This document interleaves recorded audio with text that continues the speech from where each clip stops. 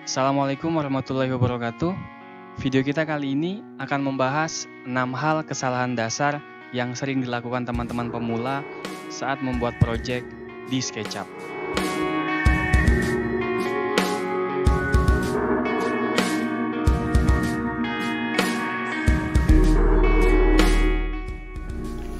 Baik, pada program SketchUp, sebelum teman-teman melakukan suatu proyek, ada dua hal yang harus teman-teman lakukan. Yang pertama adalah teman-teman harus memastikan ukuran di proyek yang teman-teman buat. Yang kedua adalah teman-teman harus memastikan AutoShape di SketchUp itu sudah aktif. Caranya sebagai berikut. Pertama kita klik window, kemudian klik di model info, kemudian di tab unit, pastikan ini formatnya desimal ya teman-teman ya. Kemudian ukurannya disesuaikan dengan teman-teman yang inginkan. Kalau di saya menggunakan cm karena yang familiar dengan saya itu.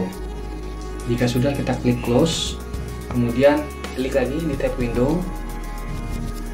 Di bagian preference teman-teman klik, kemudian di tab general pastikan AutoShape di sini itu sudah terconteng. Kemudian sini setiap 10 menit, maksudnya adalah setiap 10 menit itu secara otomatis program SketchUp akan auto-save project yang teman-teman lakukan. Ini kita bisa ubah-ubah mau setiap berapa menit. Cuman dari saya sih merekomendasikannya ya setiap 10 menit saja.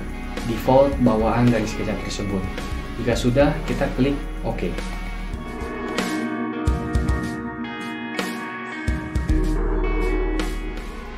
Kesalahan dasar yang kedua yang sering teman-teman pemula lakukan adalah dalam membentuk suatu bangunan di SketchUp, teman-teman tidak menggunakan garis bantu. Apa itu garis bantu? Garis bantu itu adalah yang saya tunjuk ini teman-teman. Ada biru, ada hijau, dan ada merah. Jadi biasanya teman-teman pemula itu kalau membuat suatu anggaplah kotak gitu, itu mereka langsung tinggal klik and drag saja. Tuh tinggal gambar. Padahal tanpa disadari, kalau kita perhatikan baik-baik, bangunan ini tidak simetris atau tidak sesuai dengan yang kita inginkan. Nah, solusinya seperti apa? Jika teman-teman ingin membuat suatu kotak, anggap saya ingin bikin kotak 200 meter persegi, teman-teman harus perhatikan saat menggaris, melihat garis biru, hijau, dan merah sebagai referensi.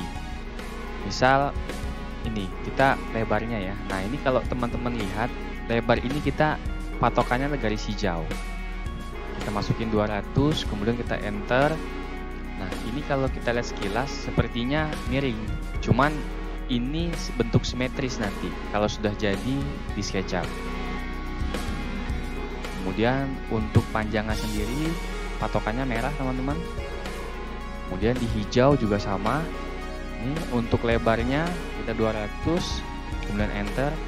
Jangan dilihat sekilas ya teman-teman ya. Memang kalau sekilas ini sepertinya miring. Cuman tetap patokannya terhadap 3 garis yang berbeda ini saja. Lebarnya merah. Kita klik 200, kemudian enter. Kemudian untuk tingginya patokannya adalah biru. Teman-teman tentukan di mana titik ujung. Kemudian lihat ini garis birunya, klik 200, kemudian enter. Kemudian ini juga sama.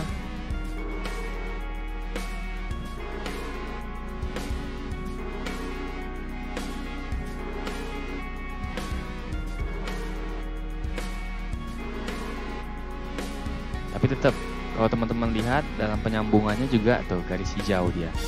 Untuk lebarnya adalah garis merah. Nah, seperti ini. Ini cara yang pertama untuk membuat kotak. Cara kedua yang lebih mudah adalah ini. Teman-teman bikin dulu dasarnya.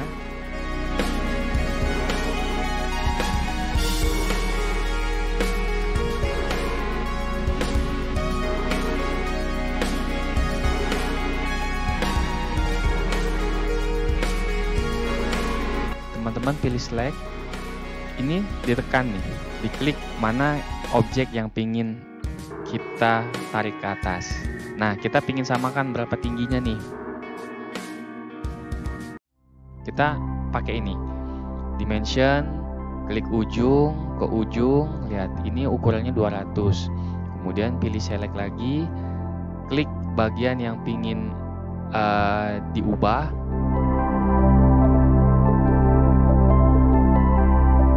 Kemudian tekanin teman-teman, push and pull. Ini klik, tinggal tulis 200 kemudian enter. Nah, secara otomatis ini sama. Bang, kenapa kok bisa dempet begini bang? Gampang.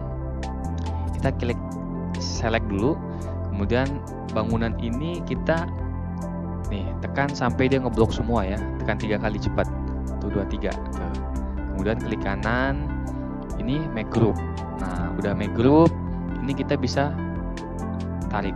Nah, kemudian patokannya ini kita klik tab measure tool. Kemudian anggaplah ini 20 cm lah ya. 20 saya tulis, kemudian saya enter. Nah, kemudian kita pilih ini move. Nah, pojok yang bangunan pingin diubah itu gabungin aja di sini nih. Nah, teman-teman bisa lihat ini simetris dan bangunnya sama persis.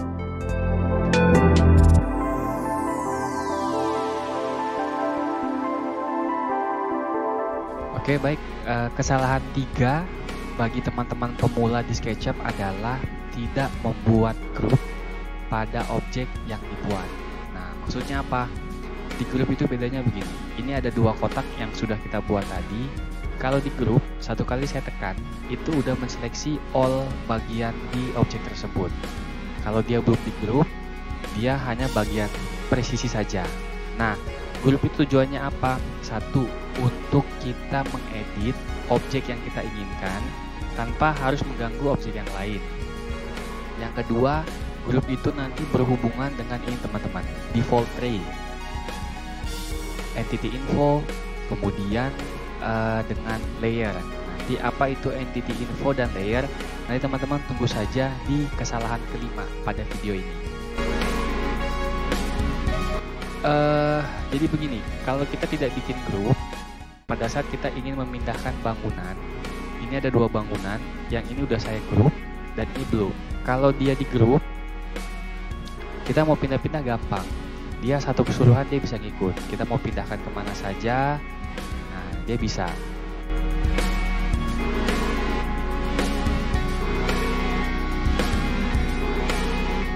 Tapi kalau dia tidak di grup, ini contohnya nih. Ini dia di grup, pada saat kita ingin pindahkan komponen tersebut, nah dia malah mencong gitu ya. Ini kita Ctrl Z untuk balikin. Kita mau pindah dia tidak bisa teman-teman. Dia ngikut. Nah, malah bisa merusak objek tersebut tuh. Kita Ctrl Z. Caranya bagaimana? Ini klik select, kemudian ini tekan 3 kali tuh agak gitu ya. Klik kanan, make group. Nah, jika sudah di make group, kita bisa untuk memodifikasi di bangunan objek yang kita inginkan. Misal kita pingin untuk ini didobelin. Nanti kalau pindah-pindah, pastikan di setiap pojok-pojok ya teman-teman ya, jangan di tengah-tengah nih, karena nanti hasilnya tidak maksimal. Di pojok-pojok nih kita pingin gabungin. Tuh. Misal kita ingin mengubah di objek tersebut, gampang.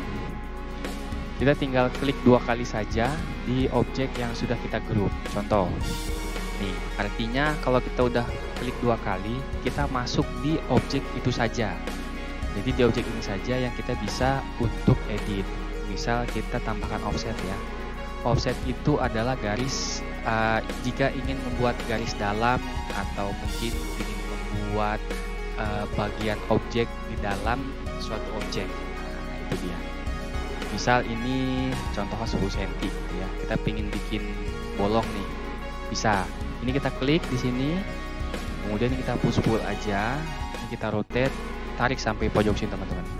Nah, dia bolong. Jadi itu bedanya kalau di grup. Jadi kita mengedit tapi tidak mengganggu keseluruhan. Kita mau edit di atas juga bisa. Kita klik double di dalam objek yang sudah kita make group. Nah, kita udah masuk di objek tersebut. Ini tinggal kita ngubah-ngubah saja. Misal kita tambahin offset ya. Ini saya masukin angka 20. Apa itu 20? Artinya ini teman-teman. 20 itu jarak ke sini nih. Nah, jarak titik yang kita bikin, kelihatan nggak tuh? Ini 20 ya. Jadi itu ini kita bisa edit tuh, kita anggap naikin 20 cm lah bentar. Nah ini dia.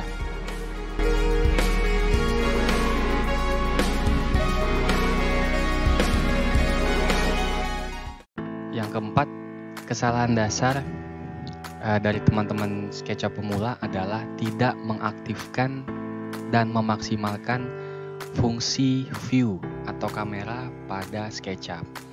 Nah, contoh begini, biasanya kita dalam membuat project itu kan yang kita mainkan adalah ini nih, orbit saja, atau tidak pen gitu ya, tangan, atau tekan tombol tengah mouse Anda kemudian geser kanan kiri.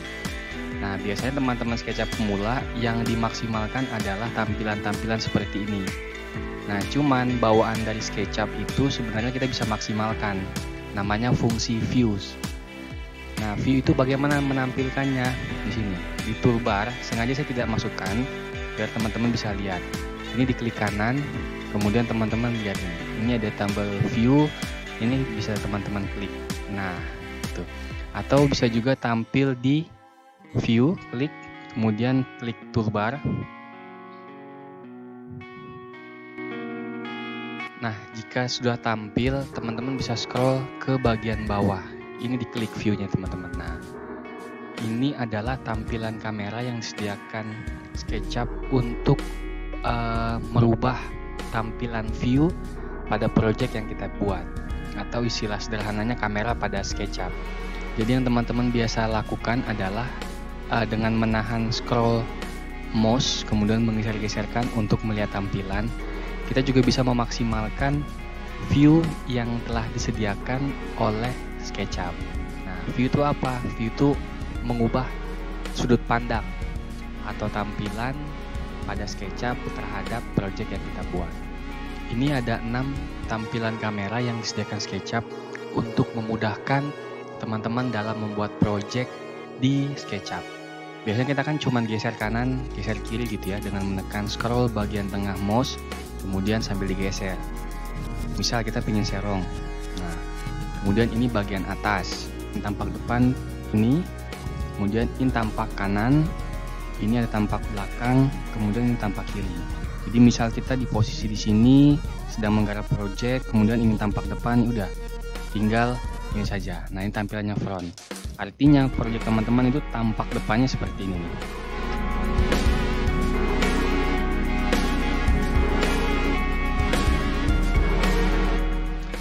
Yang kelima, yang teman-teman SketchUp pemula harus perhatikan adalah dalam membuat suatu objek apapun di SketchUp, itu teman-teman harus memisahkan dan memberi keterangan pada masing-masing objek dengan bantuan entity info dan layer. Ini kita kasih contoh teman-teman. Klik kotak bagian atas, kemudian pada kolom layer klik tanda plus, kemudian tuliskan kotak 1, enter. Setelah itu di kolom entity info pada tulisan layer teman-teman arahkan ke kotak 1.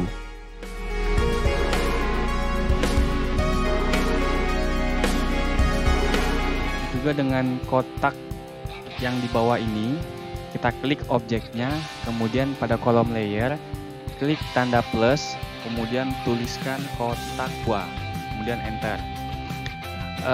Pada kolom entity info di tulisan layer ini teman-teman arahkan ke kotak 2. Nah, pada saat kotak 1 ini saya hilangkan checklistnya, dia akan hilang teman-teman. Begitu juga dengan kotak 2. Nah, tujuannya apa? Kita entity info dan layer ini agar ke depan tanpa teman-teman sadarin, project SketchUp yang teman-teman buat itu tidak berat, baik di layar project maupun pada device teman-teman.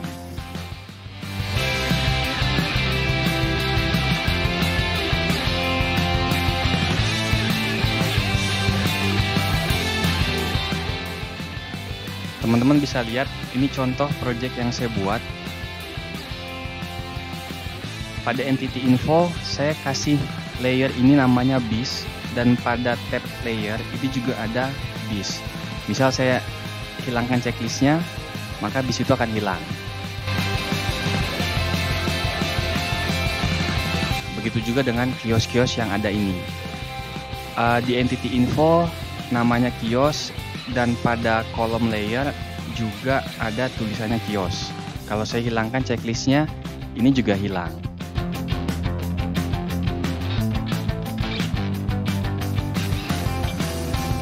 Begitu juga dengan yang lain. Nih, teman-teman bisa lihat.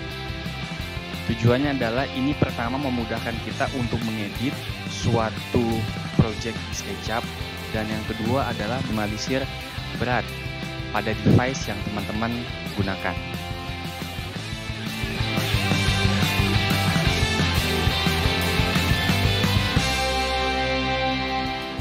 Yang keenam adalah memaksimalkan fungsi make component pada suatu objek. Make component itu apa? Jadi make component itu kita bisa mengedit satu objek, tapi objek yang lain juga ikut keedit. Kita bikin rectangle, kita bikin kotak, ini klik sekali, kemudian ditarik gitu ya.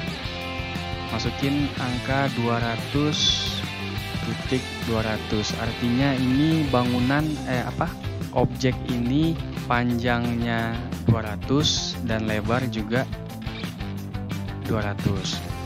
Kemudian ini kita klik double, kita blok semua objek yang kita bikin. Setelah itu klik kanan. Nah, ini ada tulisan make component. Make component kita klik, kemudian kita tuliskan kotak 1 ya, create. Yes. Nah, pada saat kotak ini kita coba kopikan gitu ya. Kopikan misal bikin 4.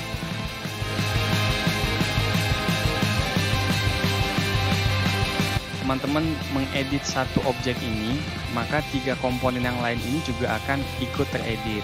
Contoh, ini kita coba push pull. Kita coba tarik, masukin angka 200. Nah, ini teman-teman. Secara nggak langsung, ini semua bakal ngikut. Fungsi ini diaplikasikan saat kita ingin membuat anak tangga.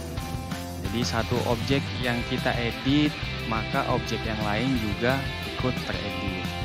Misal ini kita bikin sudut-sudut gitu teman-teman ya. Yang lain juga bakal akan keikut. Kemudian ini kita tekan push pull, tarik aja gini sampai ke sini teman-teman, sampai dasar. Ini juga sama. Nah, ini tujuannya fungsi make component. Satu objek yang kita edit, maka objek yang lain juga akan ikut teredit.